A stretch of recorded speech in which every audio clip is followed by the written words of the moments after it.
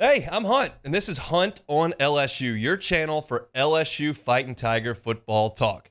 Enjoy the video. We want you to leave a comment below, hit that like button, and subscribe right below the video. Enjoy. We start with some breaking news here on the Hunt Palmer Show. We've got it first, so everyone will need to attribute us when moving forward with this monumental breakdown that we've got here. LSU's offense is not playing very well. There you have it. But you're also aware of that.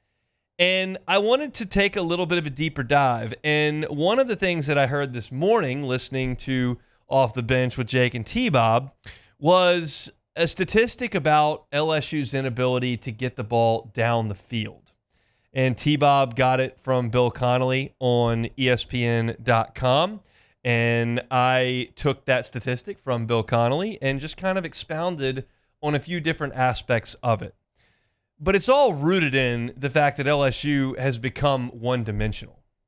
And because they've become one-dimensional, they've become very easy to stop, and that's borne out in just the points production. In that 6-game win streak that LSU rattled off after the USC game, LSU was averaging 36.5 points per game. LSU was in the top 5 in the country in a lot of different passing categories. They were as good as anybody in the country on third downs.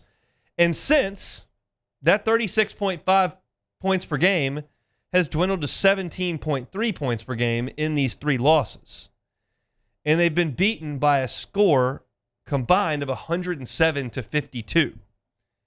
But I mentioned that one-dimensional offense. What does that mean? It's not just that LSU really just throws it and doesn't run it very well. It goes further than that. LSU only throws it well around the line of scrimmage. They don't throw it well pushing the ball beyond the line of scrimmage. Bill Connolly writes in his piece, What Went Wrong, and he details every team that's fallen out of the playoff race.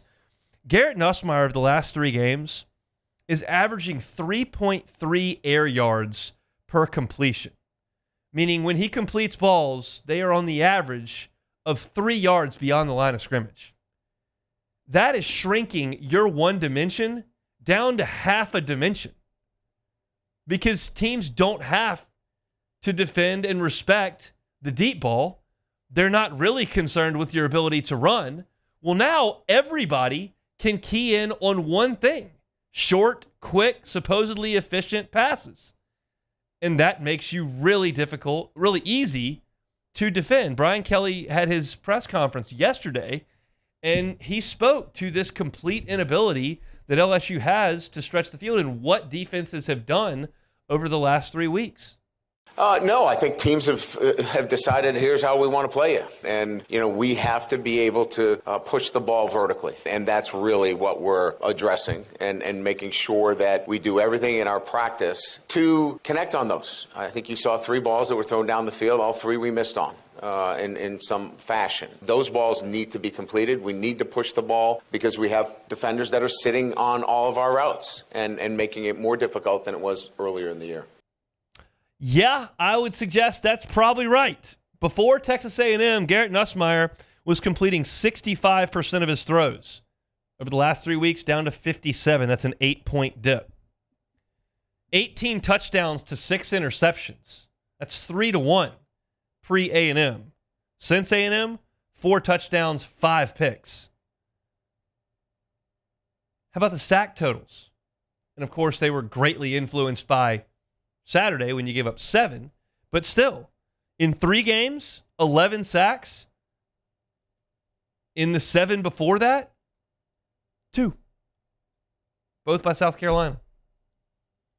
Every aspect of the team offensively has cratered because of this inability to do anything else besides one trick.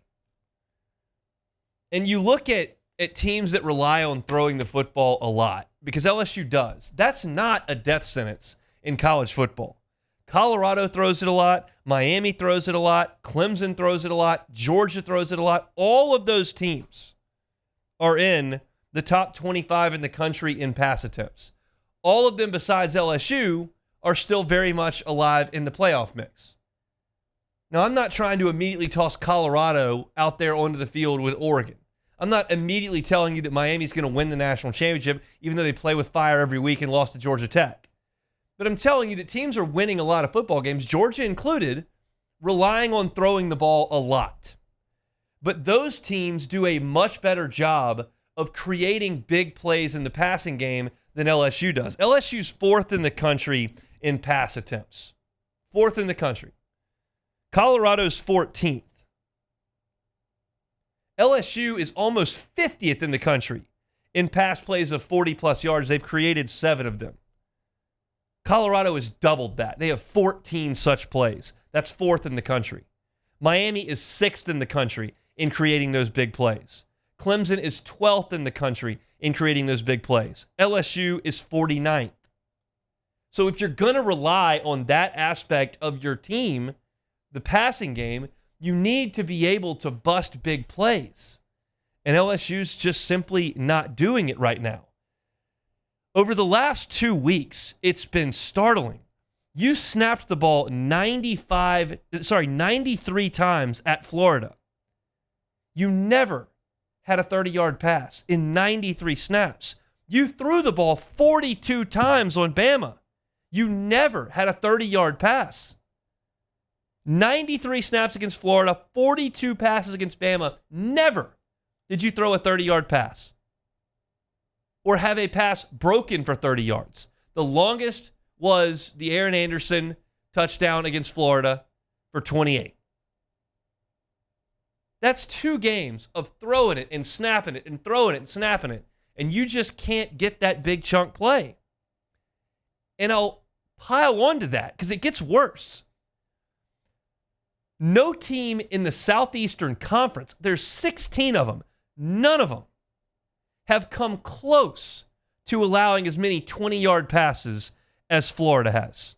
Florida has given up 46 20-plus yard passes. Second worst in the league is 36. That is 10 better. Florida's the worst. Now, who is that team that's second worst in the league? It's Vanderbilt. Here come the Commodores. You've got to figure out some way to create big plays in the passing game. Yes, Aaron Anderson catching a slant and going a mile against A&M is awesome. And that was a really nice step up in the pocket and floater down the field to Anderson again in the Florida game to create the touchdown. But you need Chris Hilton to make some sort of an impact. You need Kyron Lacey to be a little bit more of a deep threat, and you got to throw the ball down the field a little bit more. It's not that far in the rearview mirror that LSU was humming it down the field against Ole Miss. They were taking shots. And part of that's gone away in the offense. So the result is you've got defenses that are creeping up. They know they can probably stop the run game with just 4 or 5 guys. All the secondary and linebackers can hover around that 5-7 yard mark, and they can close your windows up real quick. Where even though Garrett Nussmeier has now a season basically under his belt and has completed a lot of passes and has made some huge throws, those windows are getting real tight because you've only got half a dimension in your offense now. So they've got to find a way. And Brian Kelly, like he talked about it, it's not like they're unaware of this trend. He spoke about it yesterday in the press conference. Have to find a way to get the ball down the field. Everybody else can against Vanderbilt, but everybody else could against Florida too, and you showed that you couldn't.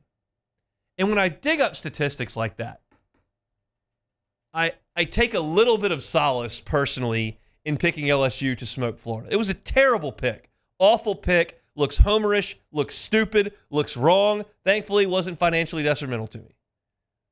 But when you look at statistics, man, and you look at some of the trends that have gone on for the entirety of the season, for LSU to get whipped like that in Gainesville doesn't make a lot of sense on paper.